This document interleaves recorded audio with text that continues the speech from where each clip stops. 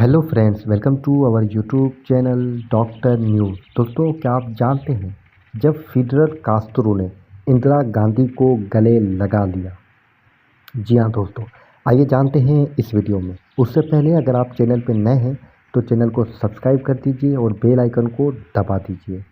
एक दिन तो उन्होंने क्यूबा के सिफारत खाने में ही गुजारा, लेकिन अगले दिन उन्होंने अक़वाम मुत्तहदा की सेक्रेटरी जनरल डॉग हेवलिक से मुलाकात करके कहा कि यह आपकी जिम्मेदारी है कि मेरे और मेरे वफ़द के रहने का इंतज़ाम करें, वरना मैं अक़वाम मुत्तहदा के हेड क्वार्टर के सहन में खेमा डालकर वहीं रहने लगूंगा।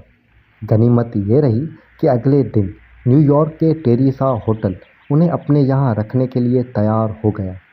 इंडिया के साबिक वज़ीर ख़ारजा निटोर सिंह ने बीबीसी को बताया कि जब मैं कास्त्रो से मिला तो उन्होंने मुझसे कहा, क्या आपको मालूम है कि जब मैं न्यूयॉर्क के इस होटल में रुका तो सबसे पहले मुझसे मिलने कौन आया?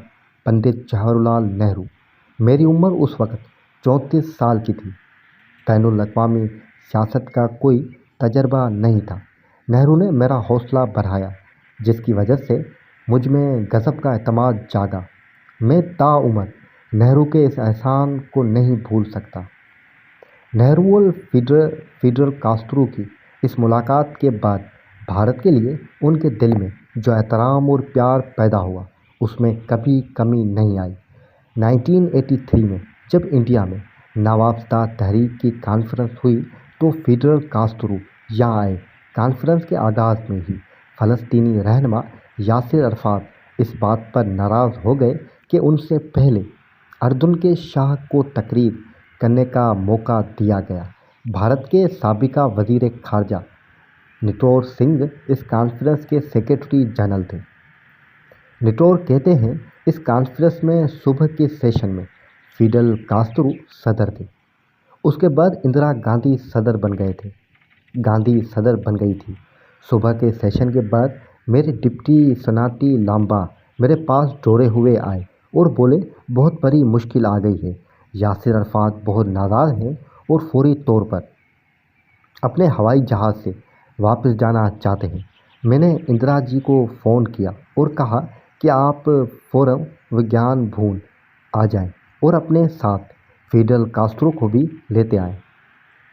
निटोर आगे बताते हैं कि कास्त्रो साहब आए और उन्होंने फ़ोन करके यासिर अरफ़ात को भी बुला लिया। उन्होंने अरफ़ात से पूछा, आप इंदिरा गांधी को अपना दोस्त समझते हैं कि नहीं? अरफ़ात ने कहा, दोस्त नहीं, वो मेरी बड़ी बहन है। उस पर कास्त्रो ने तपाक से कहा कि तो फिर छोटे भाई की तरह बर्ताव करो और कॉन्फ्रेंस में शिरकत करो। अरफ़ात इंदिरा गांधी और फिडेल कास्त्रो को इनकार नहीं कर पाए और शाम के सेशन में हिस्सा लेने के लिए पहुंच गए।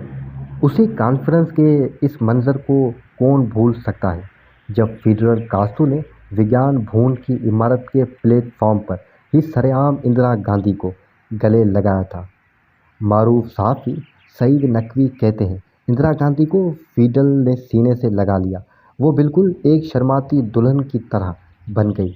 उनकी समझ में ही नहीं आया कि क्या करें, लेकिन वो इंदिरा गांधी को नेहरू की बेटी के तौर पर देखते थे। सईद नकवी को 1990 में फिडेल कास्त्रो से इंटरव्यू करने का मौका मिला था।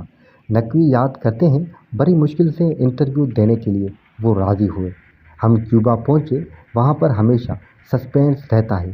वो आपको कमरे में बिठा लेते हैं और फिर कहते हैं कि आप बाहर नहीं जा सकते, क्योंकि फिडेल के दफ्तर से किसी भी वक्त भी फ़ोन आ सकता है। फिर मुझसे रात में तैयार रहने के लिए कहा गया। मैंने समझा कि शरीफ आदमी 6 या 7 या बहुत हुआ तो 8 बजे बुलाएगा। नकवी आगे बताते हैं, लेकिन उन्होंने मुझे रात के 10 बजे बुलाया। उनकी गाड़ी मुझे लेने आई। वहाँ भी एक साइड रूम में हम बैठे। घंटे भर के बाद कास्त्रो ज़ाहिर हुए। मैंने समझा कि वो मुझे सिगार पेश करेंगे, लेकिन पता चला कि उन्होंने सिगार पीना छोड़ दिया था। उन्होंने एक ब्रांडी अपने लिए बनाई और एक मेरे लिए। वो गया उसके ज़रिए मुझसे रेपो कायम करने की कोशिश कर रहे थे। 1.5 घंटे इब्तदाई बातचीत में ही लग गई उस दौरान उन्होंने मुझे पहचान लिया और मैंने भी उनको नाप लिया। हमारे जो तर्जमान थे वो साहेब जादूगरनी थी। ये बिल्कुल एहसास नहीं होता था कि वो हमारी बातचीत का तर्जमा कर रही है। गालिब का मिसरा है, मैंने जाना कि गोया ये भी मेरे दिल में है, उस पर पूरी तरह लागू होता था। फिडल अंग्रेज़ी के चंद अल्फाज समझते थे, लेकिन जवाब हमेशा क्यूबन हिस्पानवी में देते थे। फिडल के साथ ये नहीं था कि आप 10, 15, 20 मिनट में इंटरव्यू ख़त्म कर दें। आप फंसे तो फिर फंस कर रह गए। उनसे कोई गुफ्तगू में 3-4 घंटे से कम में नहीं हो सकती। फिडल कास्ट्रो के साथ कुछ इस तरह का तजर्बा कम्युनिस्ट रहनुमा ज्योति बासु के साथ भी हुआ था। वो 1993 में जब क्यूबा के दौरे पर गए थे तो उनके साथ मार्क्सी कम्युनिस्ट पार्टी के सेक्रेटरी जनरल सीताराम येचूरी भी थे।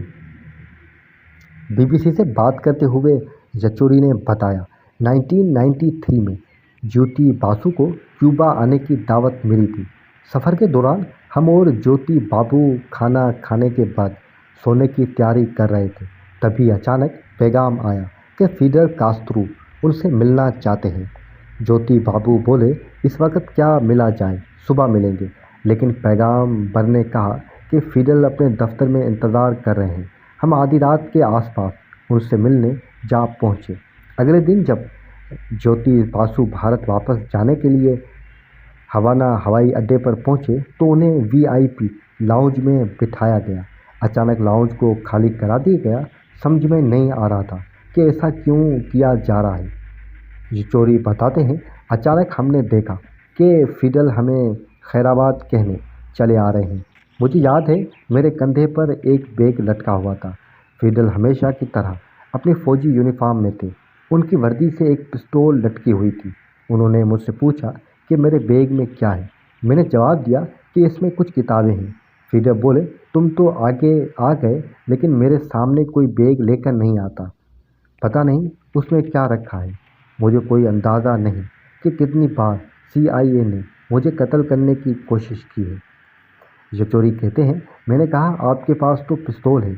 अगर कोई आप पर हमला करे तो आपको उसे चला सकते हैं। तब फिडल ने मुस्कुराते हुए कहा, यह राज आज समझ लो। ये पिस्तौल हमने अपने दुश्मनों को डराने के लिए रखी है, लेकिन इस पिस्तौल में गोली कभी नहीं होती।